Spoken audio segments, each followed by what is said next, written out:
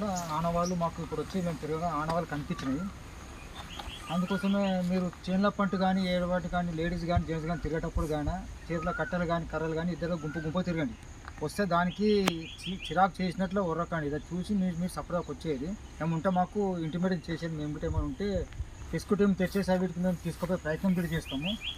అది దాని దగ్గర అది ఉన్నదానికి కావాల్సిన దానికి ఇరిటేట్ చేసేటట్ల ప్రయత్నం చేయకూడదు.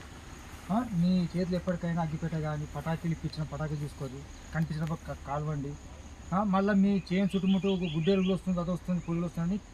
కరెంట్ తీగలు మాత్రం పెట్టకూడదు. కరెంట్ తీగలు పడి దానికి ఏమైనా అయిందనుకో ఎవరు పొలంలో వస్తే వాళ్ళ బాధ్యులు వాళ్ళకి గేజీకి చెప్పేది. ఇంతకుముందు కటకింత అంటే అవుతుంది. ఏమన్నది కనిపిస్తే కాలు కనిపిస్తే కన్సల్ట్ బీట్ ఆఫీసర్ కానీ సెక్షన్ ఆఫీసర్ కానీ మాకు కానీ ఒకటి ఫోన్ చేయండి, మేము ఇమీడియట్గా వచ్చేస్తాము. దాన్ని మేము తరిమి కొట్టే ప్రయత్నం చేస్తాం. తరిమి కొట్టడం తీసుకుపోయి వేరే ప్రదేశంలో దానికి షిఫ్ట్ చేసి ప్రయత్నం చేస్తున్నాం.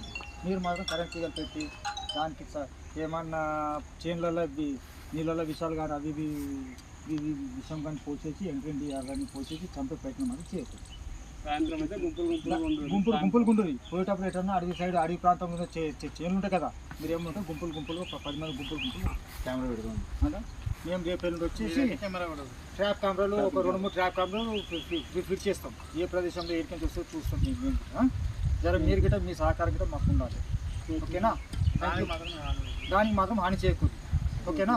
Thank you. పాత్లోత్ రాజు, సొమ్మిరేగడ్ తండా, సొమ్మిరేగడ్ గ్రామం. మా తండాలో ఎలుగుబంటి 2 రోజుల నుంచి సతాస్తుంది. మా చిన్న పిల్లలందరూ భయపడుతున్నారు, ఆడవాళ్ళు కూడా భయపడుతున్నారు.